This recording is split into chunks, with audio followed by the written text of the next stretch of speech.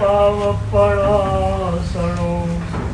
मंगलाणं च सर्वेषां परमं हवैर्मङ्गलम् मंगलं श्रीमदर्हन्तो मंगलं जिनशासनं मंगलं सकलसंगो मंगलं पूजकाहं कृतापराधेऽपि जने कृपामन्तरतारयो ईषद्बाष्पार्द्रयोर्भद्रं श्रीवीरजिननिष्ठयो कमले धरणेन्द्रे च स्वोचितं कर्म कुर्वति प्रभुस्तुल्यमनोवृत्ति पार्श्वनाथ श्रीस्तुवा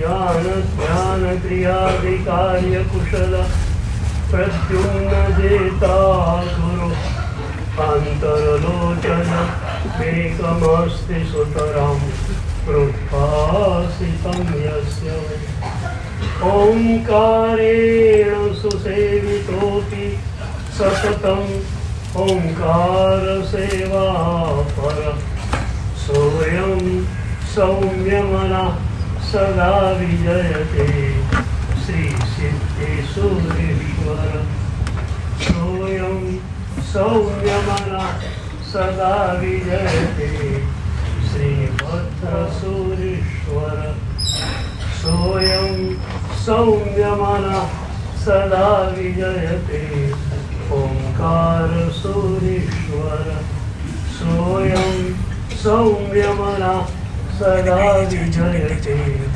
अरविन्दसूरीश्वर।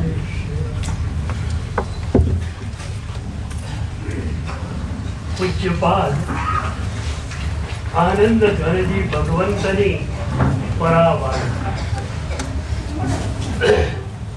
ऋषभ जिनेश्वर प्रीतम महारो। एक વાર એના પરમ પ્રેમમાં આપણે પડ્યા પછી બીજા કોઈના પ્રેમમાં આપણે પડી શકતા નથી। એકવાર માત્ર એકવાર એનો આસ્વાદ મળી જાય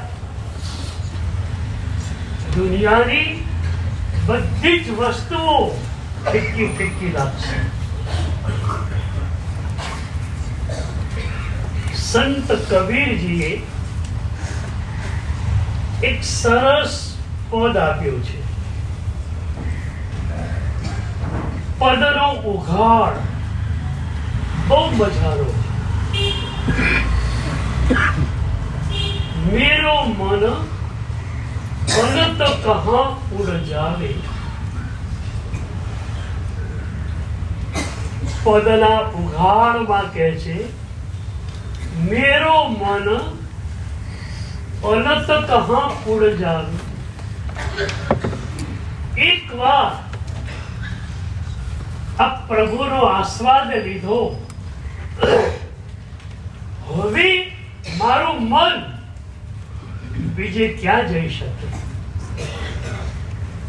मेरो मन अनंत कहाँ उड़ जावे। પછી એક મજાનું ઉદાહરણ આપે છે। जैसे पंखी जहाज से उड़ी फिर जहाज पे आओ। जूना जमाना में जયારે હોકાયંત્રો નહોતા અને વહાણ વટું તો આપણા દેશમાં સદીઓથી ચાલતું આવ્યું છે। तो જ્યારે હોકાયંત્રો નહોતા અને વાદળાથી ઢંકાયેલો દિવસ હોય દિશાનો ખ્યાલ આવે નહીં વહાણ ક્યાંક ભટકી પડે કદાચ એ મધદરિયે પણ પહોંચી જાય અને પછી ત્યારે ત્યાં અટવાયા કરે। ઘણા દિવસોથી વહાણ યાત્રાએ નીકળેલું હોય, મીઠા પાણીનો પુરવઠો ખલાસ થવા આવ્યો હોય, રેશન પૂરું થવા આવેલું હોય, યાત્રિકો કંટાળી ગયેલા હોય, એ વખતે કપ્તાન વિચારે કે ચાલો ભૂલા તો પડ્યા જ છીએ, પણ કોઈ પણ બેટ આવી જાય તો સારું. ખલાસીઓ થોડા મોકળા મને ફરી શકે, યાત્રિકો ફરી શકે, મીઠું પાણી બેટ પર મળી જાય, ફળ પણ મળી જાય. પણ બેટ કઈ બાજુ હશે ખબર શું? એ વખતે એ લોકો કબૂતરને પાંજરામાં રાખતા. આવે વખતે કબૂતરને છોડે. કબૂતર સીધા જ આકાશમાં ઉડે. ઊંચી ગયા પછી ક્યાંય પણ બેટ લાગે તો એ ત્યાં જ જતા રહે, પાંજરામાં આવે નહીં. એ વખતે કપ્તાન બરોબર જુએ કે આ દિશામાં ગયા અને પાછા આવતા નથી, તો એ દિશામાં બેટ હોવો જોઈએ. પણ ક્યારેક એવું બને મધદરીય વહાણ છે, એકે બાજુ બેટ નથી, કબૂતર ઊંચું ચડે, એને દેખાય, પણ કેટલું? આખરે 20, 25, 30 કિલોમીટર દૂર. ત્યાં સુધી એક પણ બેટ નથી, માત્ર પાણી જ પાણી છે. તો કબૂતર શું કરે? ફરી પાછું જહાજ ઉપર આવે છે. એને લાગે છે કે બીજે ક્યાંય આશ્રય મળે એમ નથી, તો આ જ આશ્રય બરોબર છે. તો કબીરજી કહે છે, મેરો મન અનંત કહાं ઉડ જાવે, जैसे पंखी जहाज से उड़ी फिर जहाज पे आवे. प्रभु तारा विना कोई शरण નથી, અને એટલે હું તારા ચરણોમાં જ રહેવાનો. અન્યથા શરણમ નાસ્તિ ત્વમેવ શરણમ મમ. રોજ કદાચ તમે બોલતા હશો, પણ એ વખતે આ ફીલિંગ ક્યારેક થઈ? પ્રભુ હું એકલો અને અટૂલો છું. આ દુનિયાની અંદર મારા માત્રે કોઈ પણ આધાર રૂપ નથી. તું જ એકમાત્ર છે જે આધાર આપી શકે. અન્યથા શરણમ નાસ્તિ. પ્રભુ તારા ચરણો વિના ક્યાંય પણ સુખ ન મળી શકે, ક્યાંય પણ આનંદ ન મળી શકે. એક વાર પરમ પ્રેમમાં તમે ડૂબ્યા એટલે ડૂબ્યા, પછી તમને બીજે ક્યાંય ગમી શકતું નથી. રહેવું પડે એ અલગ વાત છે.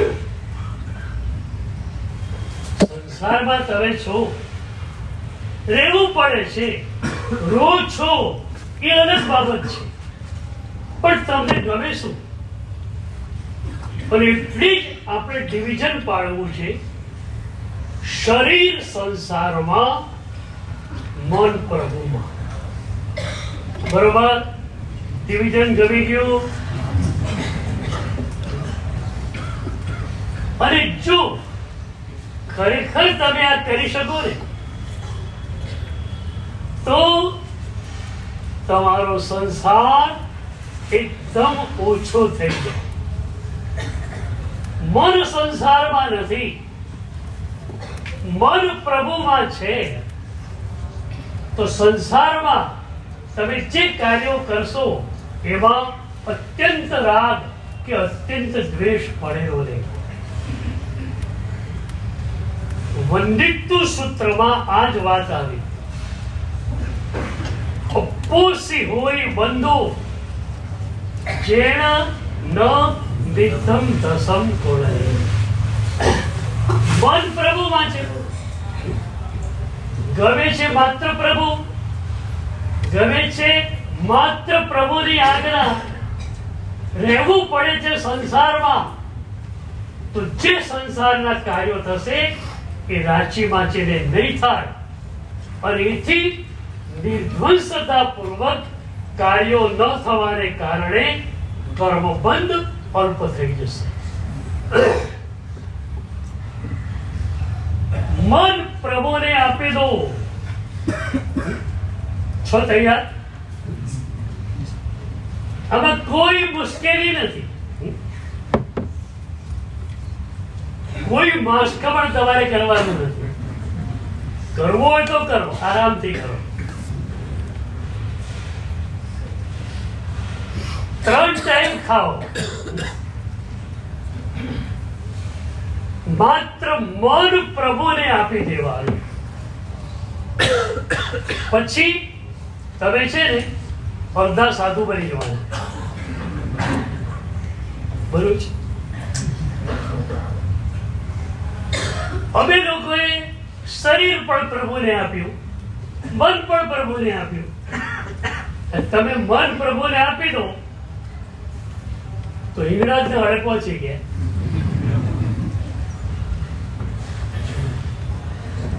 એક હિન્દુ સંતની બહુ જ પ્યારી ઘટના યાદ આવે છે. એટલા બધા નિષ્પ્રિય એક શિષ્ય કરવાની એમણે ઈચ્છા નથી કરી.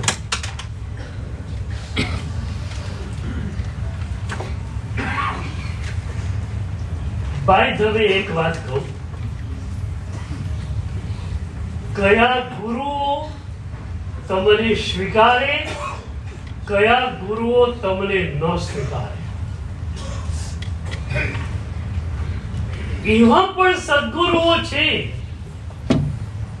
જેમને માત્ર ભીતર ડૂબવાનું છે. તમે એમની પાસે જાઓ અને કહો સાહેબજી મારે આપના શિષ્ય બનવું છે, એ ગુરુ ના પાડશે. એ સદગુરુ કહી દેશે કે હું તને નામ આપું, ત્યાં તું પહોંચી જા, અને એ વ્યક્તિને ગુરુ પદે સ્થાપી દે. હું એટલો ભીતર પહોંચી ગયો છું કે બહાર આવીને તારું યોગ અને ક્ષેમ પણ હું કરી શકું એમ નથી. ભગવદ ગીતાએ 2 મજાના સૂત્રો આપ્યા. એક સૂત્ર શિષ્યનું છે, ગુરુનું છે. અર્જુન શિષ્ય છે, એ કહે છે કરીષ્યે વચનમ તવ. ગુરુદેવ તમે જે કહેશો એ કરવા હું તૈયાર છું. કોઈ વિચાર મને નહીં આવે. અમારે ત્યાં કહ્યું છે ગુરુની આજ્ઞા આવે અને શિષ્ય વિચારે કે આ મને અનુકૂળ છે અને તહત તે કરે તો એ શિષ્ય શિષ્યત્વમાંથી બકાત થઈ ગયો. એક જ વાત, કરીષ્યે વચનમ તવ. ગુરુદેવ તમારી જે આજ્ઞા હશે એને હું માથે ચડાવીશ. અને એ વખતે ગુરુ ચેતના કોલ આપે છે યોગક્ષેમમ વહામ્યહમ. તારા યોગ અને ક્ષેમની જવાબદારી મારી. એક વાત યાદ રાખજો, કોઈ પણ સદગુરુ યોગ અને ક્ષેમ કરવાની જવાબદારી લે છે, પૂરેપૂરી જવાબદારી લે, પણ એ કન્ડિશનરી છે, શરતી છે. તમે જ્યારે કહો છો કરીષ્યે વચનમ તવ, ગુરુદેવ આપની આજ્ઞા એ જ મારી માટે પ્રમાણ રૂપ છે. અને એ રીતે તમે સદગુરુને સંપૂર્ણતયા સમર્પિત હો છો ત્યારે તમારા યોગ અને ક્ષેમની પૂરી જવાબદારી ગુરુ ચેતના છે. હું તો ત્યાં સુધી કહું છું કે તમારી પાસે જો સમર્પણ છે તો ગુરુ ચેતના તમને કહે છે કે મોક્ષ આપવા માટે તને હું બંધાયેલો છું. ગુરુ ચેતના તૈયાર. તમે તૈયાર? મોક્ષ આપી દઈએ. બોલો, જોઈએ.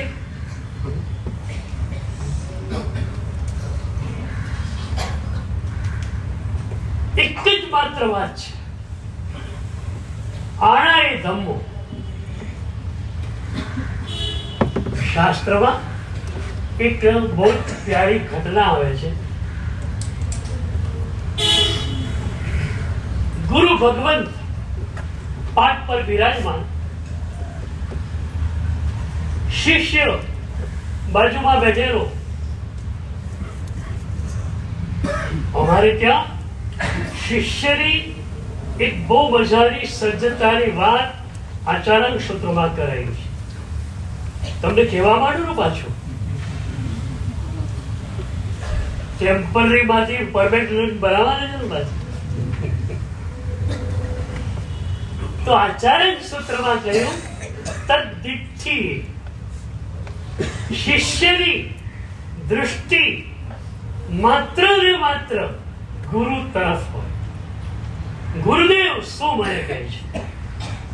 અને એટલે ગુરુને ક્યારેક શબ્દોમાં પણ ઉતરવું પડતું નથી. ગુરુદેવનો એક ઈશારો અને શિષ્ય એને ડિકોડ કરી દે છે. ગુરુના ચહેરા પરનો હાવભાવ, ફેશિયલ એક્સપ્રેશન, અને શિષ્ય સમજી જાય છે કે ગુરુ શું કહેવા માંગે. તો શિષ્ય તદ્દૃષ્ટિક બનીને બેઠેલો. એમાં એક સાપ નીકળે છે. ગામડાનો ઉપાશ્રય, બાજુમાં જંગલ હતું. એક સાપ નીકળ્યો, ઉપાશ્રયમાં આવ્યો. ગુરુદેવે સાપને જોયો અને શિષ્યને કહ્યું, પકડ.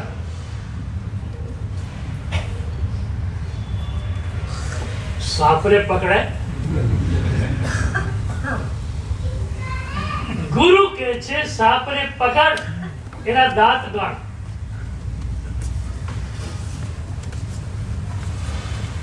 સાપના દાંત ગણીને શું કરવાનું? સાધના ઊંચી જવાની. તમે તો આજ વિચાર કરો.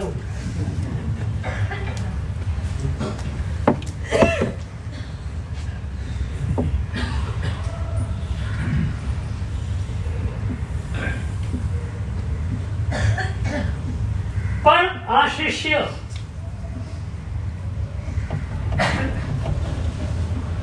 ગુરુની આજ્ઞા આવી, સાપને પકડ, એના દાંત ગણ. કોઈ વિચાર નહીં. સાપને પકડવાની કોશિશ કરી, પકડ્યો, હાથમાં આવી પણ ગયો, પણ સાપે ડંખ માર્યો. સીધો જ હાથ પર ડંખ માર્યો. એ ડંખની વેદનાથી પકડ છૂટી ગઈ, સાપ નીચે પડ્યો.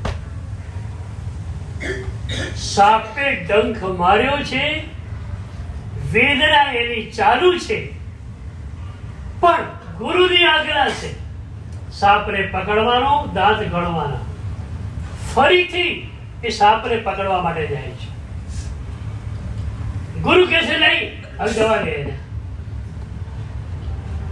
શિષ્ય આસન પર જઈને બેસી.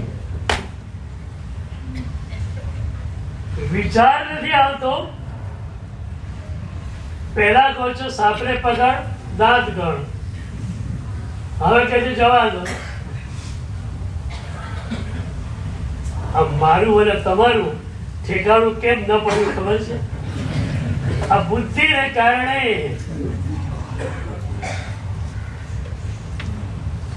બુદ્ધિ અને અહંકારની જુગલબંધી છે. એ બુદ્ધિ અને અહંકારની જુગલબંધીને કારણે મારો પણ મોક્ષ અટકી ગયો, તમારો પણ મોક્ષ અટકી ગયો. આવા સદગુરુઓ આપણને મળેલા અતીતની યાત્રામાં. પણ આપણે બુદ્ધિવાદી માણસ.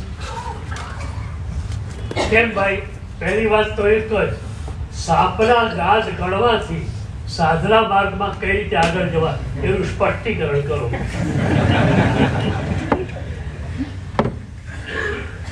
હું અહીંયા સાધના કરવા આવ્યો છું, સાપના દાંત ગણવા આવ્યો છું. મારા બાપે મને અહીંયા એટલા માટે મોકલ્યો છે. આ બુદ્ધિ,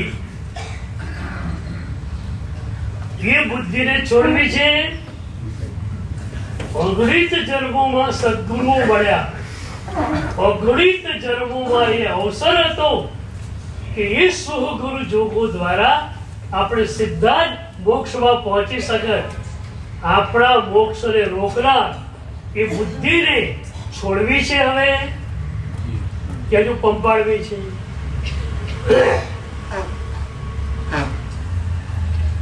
સંસ્કૃતમાં એક મજાનું સુભાષિત આવે છે, અહંકારો ધિયમ બ્રુતે મૈનમ સુપ્ત મુત્થાપ.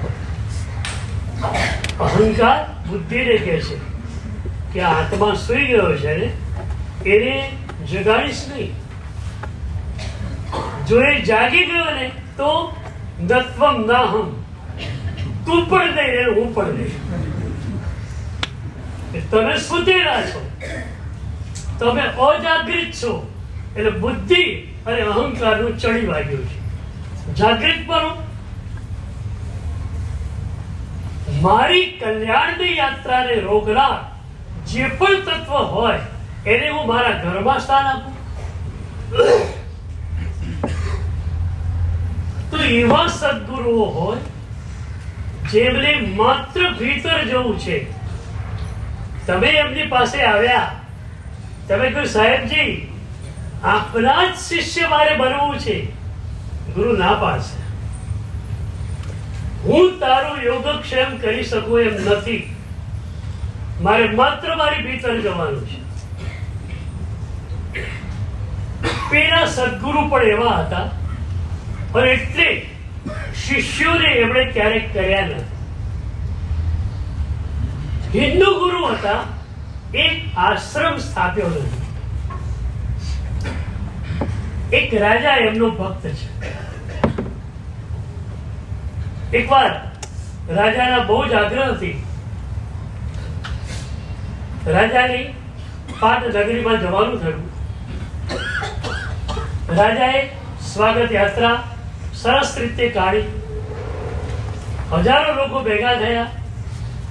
ગુરુએ પ્રવચન આપ્યું. પ્રવચન પૂરું થયું, લોકો વિખેરાયા.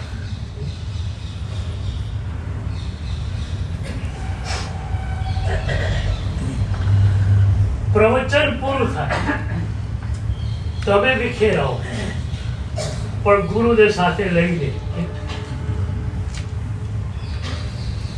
કેમ ભાઈ? બરોબર? દેહાસરમાંથી નીકળવું પડે ત્યારે શું કરો? પ્રભુને કહો કે નહીં કે પ્રભુ તારી જોડે રહેવું બહુ ગમે છે, પણ હવે મારે બીજા કામ પણ છે અને એટલે મારે જવું પડે એમ છે. તો હું તારા દેરાસરમાં રહી શકતો નથી, હું તારી સાથે રહી શકતો નથી, પણ તું મારી સાથે રહેજે.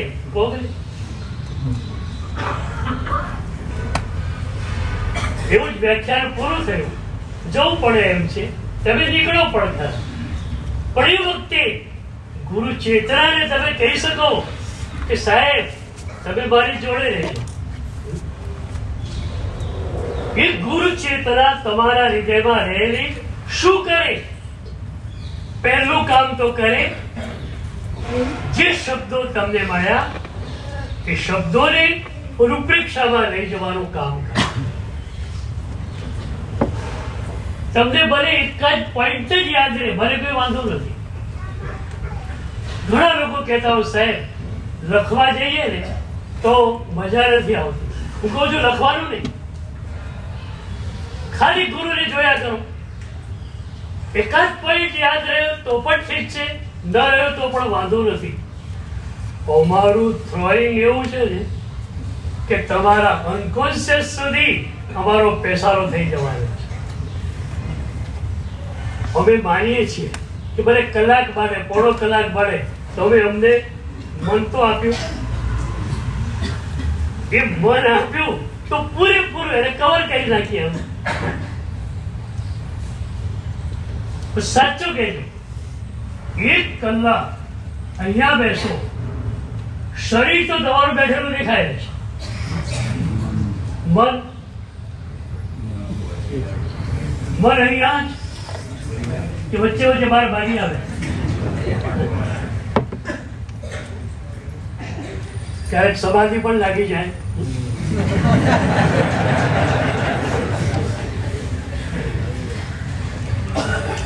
હું છે ને બહુ ઊંડાણમાં એટલા માટે જતો નથી કે તમને સમાધિ લાગી જાય તો મારે શું કરવું.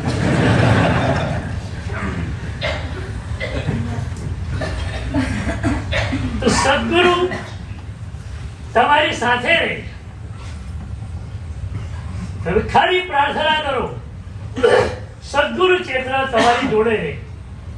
એ શબ્દોનું અનુપ્રેક્ષણ થાય અને ક્યારેક અકાર્યમાં જવાનું થાય ત્યારે એ ભીતર રહેલી સદગુરુ ચેતના તમને રોકે.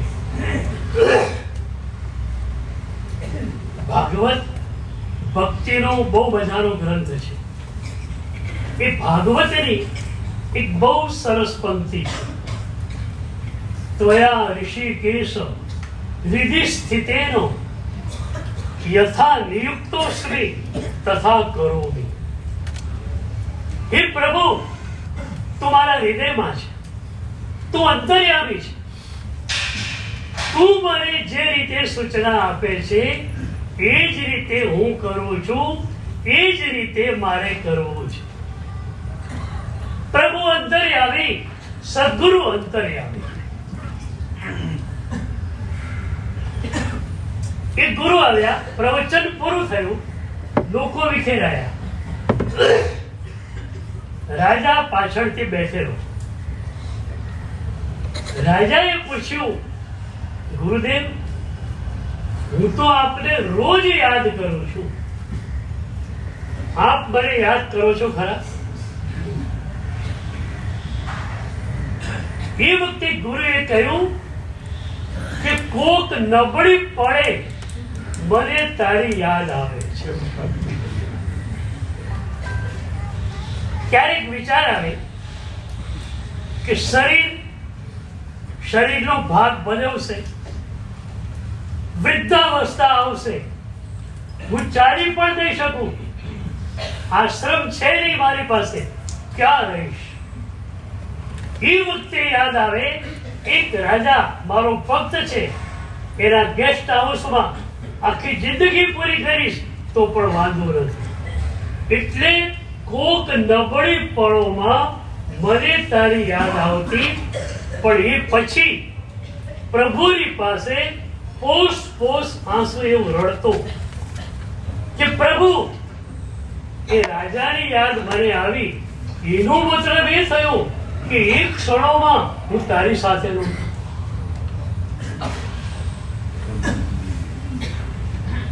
મારે 24 કલાક તારી સાથે રહેવું છે.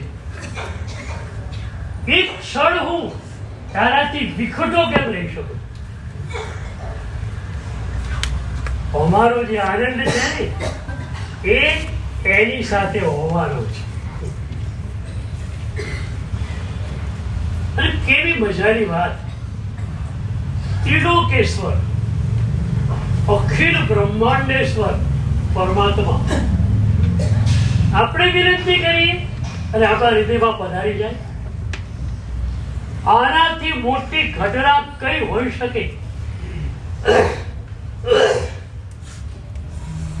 તો આ સંતરી એક ભૂમિકા હતી, મજાની ભૂમિકા. તમારી પાસે પણ આવી ભૂમિકા છે. તમારી ભીતર હું જ્યારે જાગું છું ત્યારે મને દેખાય છે કે પ્રભુ પરની જે શ્રદ્ધા તમારી પાસે છે એ તમને પણ પ્રભુમય બનાવી શકે. તમારા મનને 24 કલાક પ્રભુમય બનાવી શકે એવું રો મટીરિયલ તમારી પાસે છે. પણ રો મટીરિયલ તમારી પાસે હોય ને તો અમે કામ કરીને તમને પ્રભુમય બનાવી પણ દઈએ.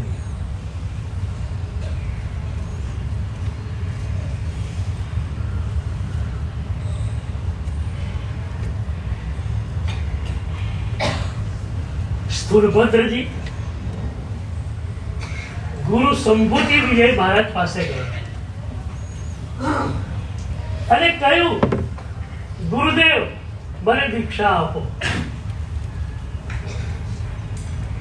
ગીતાર્થ ગુરુ એટલે શું તમને ખ્યાલ આવશે. સામાન્ય કોઈ પણ ગુરુ હોય અને જેને સ્થૂળભદ્રનો બાયોડેટા ખ્યાલ હોય એ દીક્ષા આપવાનો વિચાર પણ કરી શકે. આ માણસ એનો સગો બાપ મરવા પડ્યો અને એને સંદેશ ઉભો કર્યો તો પણ એ વેશ્યાએ ત્યાંથી આવવા તૈયાર નથી. એ કહે છે મારે શું કરવાનું, આમાં વૈદ્યને બોલાવો. સગો બાપ મરવા પડ્યો છે, વેશ્યાને ત્યાંથી 5 મિનિટ માટે બાપને મળવા જવા જે તૈયાર નથી એ માણસ કે જે મને દીક્ષા આપો. સામાન્ય સદગુરુ ન આપે પણ સંભૂતિ વિજય ગુરુ ગીતાર્થ ગુરુ છે. અને એમણે જોયું કે વાંધો નથી, મારા શક્તિપાત્રે એ જીવી શકે એમ છે. કોઈ પણ ડોક્ટર શું જોવે, કોઈ પણ પેશન્ટે કોઈ પણ હોસ્પિટલમાં લઈ ગયા તો ડોક્ટર કહેશે કે ભાઈ આ કેસને ફોરવર્ડ કરો, આ હૃદયની તકલીફ છે અને એના માટે અમારે ત્યાં કોઈ વ્યવસ્થા નથી. પણ મલ્ટી સ્પેશિયાલિટી હોસ્પિટલ છે, બધું જ ત્યાં છે. તો કહી દે ચાલો મૂકી દો દર્દીને અહીંયા, હવે એને સ્વસ્થ કરીને બહાર આપશું. ગુરુએ જોયું શક્તિપાત મારે કરવાનો છે, એ જીવી શકે એમ છે. વાત પૂરી થઈ ગઈ. એ ગુરુએ કરેમી બંધી આપ્યો, શક્તિપાત કર્યો છે. તમે બધા પણ કેટલા બળભાગી છો. સામાયિકમાં આવો કરેમી બંધે મળે એટલે શું થયું, ગુરુનું શબ્દ શક્તિપાત મળે. હું કહેતો હોઉં છું કે એ શક્તિપાત મળ્યા પછી તમે રાગ દ્વેષમાં ન જાઓ એમ નહીં, જઈ શકો. બરોબર, શક્તિપાત થઈ ગયો છે. રાગ અને દ્વેષમાં, અહંકારમાં એક ક્ષણ તમે જઈ ન શકો, કારણ સદગુરુનું શક્તિપાત તમને મળ્યો છે. જીત કરેવી બનતે સંભૂતિ વિજય ગુરુએ સ્થૂળભદ્રજીને આપ્યું, એ જ કરવી બંધી હવે તમને આપ્યું છે. કોઈ ફરક નથી. અને એવા શક્તિપાતથી આપ્યું છે. મેં વચ્ચે કહેલું ગરબડ ક્યાં થઈ, જીલાયું નહીં. એટલે સદગુરુ ડ્યુઅલ એક્શન કરે છે. તમને શક્તિપાત અને જીરવા માટે પેલા તૈયાર કરવા છે. બાકી વાત કહું, આ 4 મહિનાના પ્રવચન ને આ બધું કઈ જોઈએ નહીં. 1 સેકન્ડ તમારી શક્તિપાત. પણ શક્તિપાત જીરવા માટે તમે તૈયાર થાવ, એના માટે વર્ષો સુધી નહીં, જન્મોથી ગુરુ ચેતના તમારા ઉપર કામ કરી રહી. જન્મોથી કેટલી રાહ જોડાવાની સામે જન્મોથી ગુરુ ચેતના તમારા ઉપર કામ કરી રહી છે. ક્યારે આ તૈયાર થાય અને ક્યારે શક્તિપાત કરી દો. સ્થૂલભદ્રજી ઉપર શક્તિપાત થયો. પૂરું મન, હૃદય, ચિત્ત, વ્યક્તિત્વ બદલાય. ગુરુ જે રીતે એના મનને, એના ચિત્તને, એના અસ્તિત્વને વળાંક આપવા માંગતા હતા, એ વળાંક એક સેકન્ડમાં મળી ગયો. ક્યાં સુધીની વાત થઈ? ચોમાસું આવ્યું અને સ્થૂલભદ્રજી કહે, સાહેબ વેશ્યાને ત્યાં જવું ચોમાસું કરો. જા, વિશ્વાસ છે. ગુરુનો તમારા ઉપર વિશ્વાસ હોય, ગુરુની તમારા ઉપર શ્રદ્ધા હોય, એ શ્રેષ્ઠમાં શ્રેષ્ઠ ઘટના છે. શાસ્ત્રોએ કહ્યું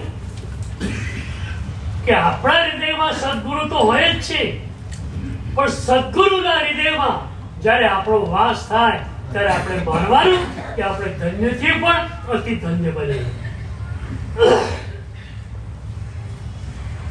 ગુરુ કે જા, કોઈ વાંધો નથી.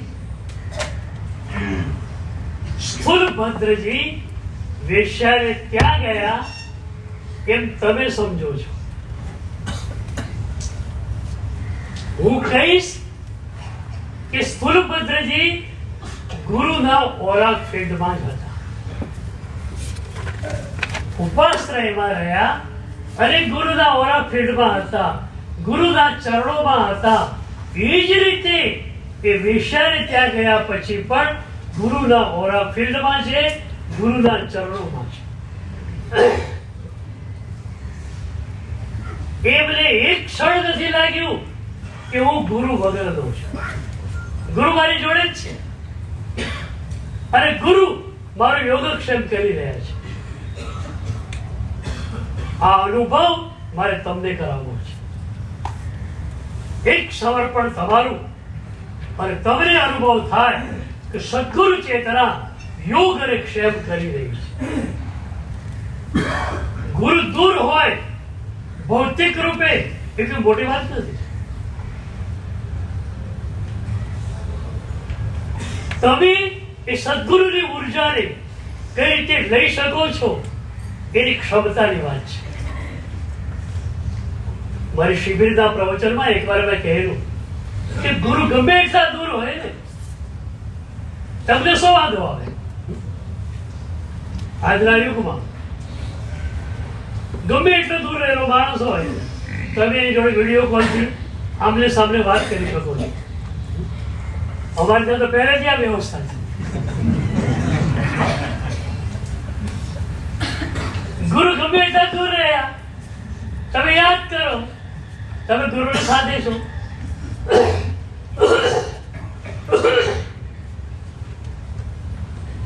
એ શિબિરના પ્રવચનોમાં અમેરિકાના ઘણા બધા ભક્તો આવેલા. એ ભક્તો એટલા બધા રાજી થયા કે સાહેબ, અમારા મનમાં એક અફસોસ હતો કે અમારે અમેરિકા રહેવું પડે છે. ઈચ્છા તો છે ભારત ક્યારે આવી જઈએ, પણ ધંધો સમેટતા વાર લાગે એમ છે. પણ અમારા મનમાં એક વસવસો હતો કે અમે ગુરુથી દૂર છીએ, પણ આજે આપણે કહી દીધું, વચન આપી દીધું, ગુરુ નજીક છે, તો હવે અમને ક્યારે પણ નહીં લાગે કે ગુરુ અમારાથી દૂર છે. સ્થૂલભદ્રજી ગુરુની સાથે જ છે, વેશ્યા જોડે નથી. તમે અહીંથી સંસારમાં જવાના, તમે કોની જોડે?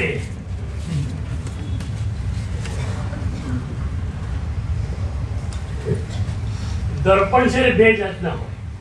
એક સાદું દર્પણ જેમાં સામે હોય એનું પ્રતિબિંબ પડે, પણ મારે તમારા મનને જાદુઈ દર્પણમાં ફેરવવું છે. જાદુઈ દર્પણ એવું હોય કે જેમાં તમે ઈચ્છો એનું જ પ્રતિબિંબ પડે. કલાપુરુષોની દાદા હતા ને, આવી રીતે પ્રવચન આપતા, 1000-2000 લોકો સામે હોય, સાહેબની સામે એકે માણસ રહેતો, એકે શ્રોતા સાહેબની સામે નતો રહેતો, સાહેબની સામે માત્ર ભગવાન જ રહેતા. એક જાદુઈ દર્પણ હતું. તમને આજે ભેટ આપી દો કે જે સામે જુઓ એની છબી નહીં પાડો, પ્રભુની છબી પાડ્યા કરો.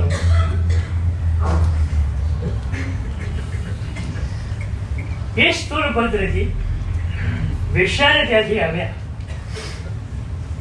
એ પહેલા શિવ ગુફાવાસી મુનિ આવી ગયા, સાપના રાફડા પાસે રહેનારા મુનિ આવી ગયા.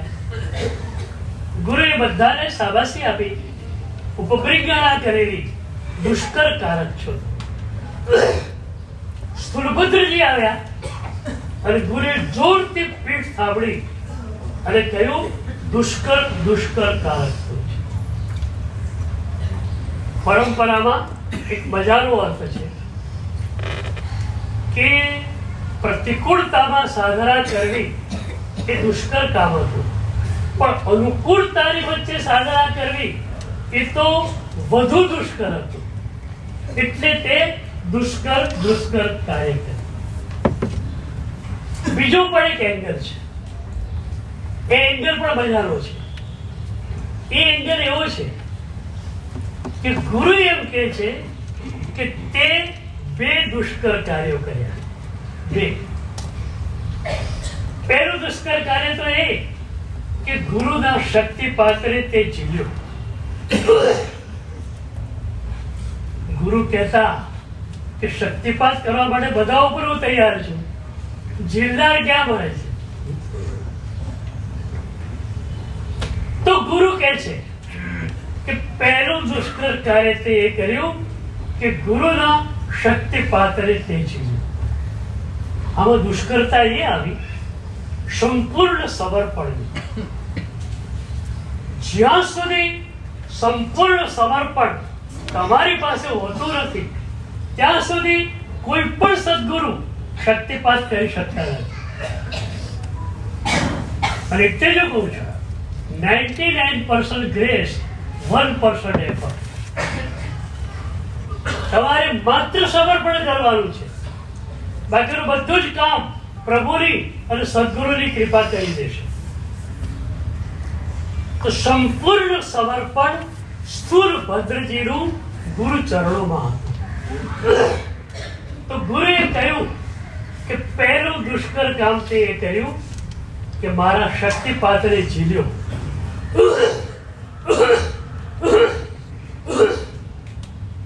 અને બીજું દુષ્કર કાર્ય એ કર્યું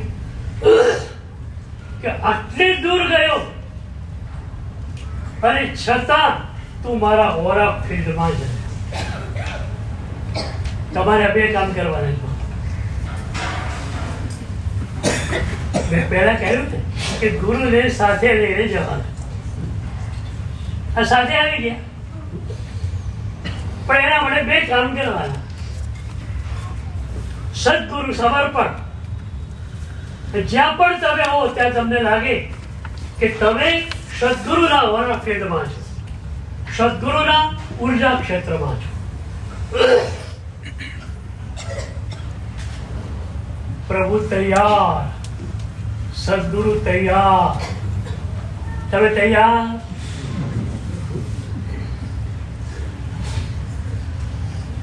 બીજથી આપણે શરૂઆત કરી. આજે બીજ આવી ગઈ.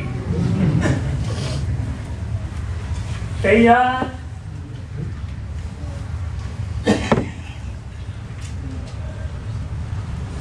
અનંત કાળની અંદર જે તક નથી મળી એ અવસર આ જન્મમાં મળ્યો.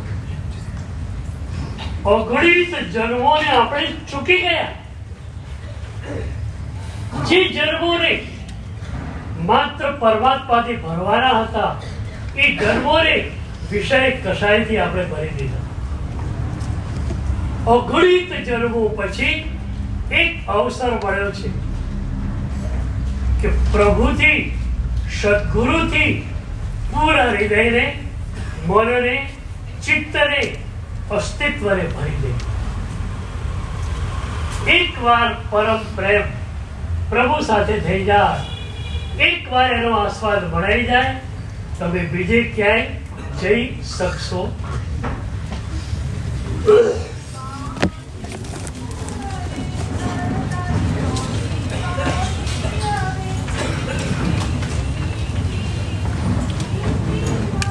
જગન્નાથ ભગવાન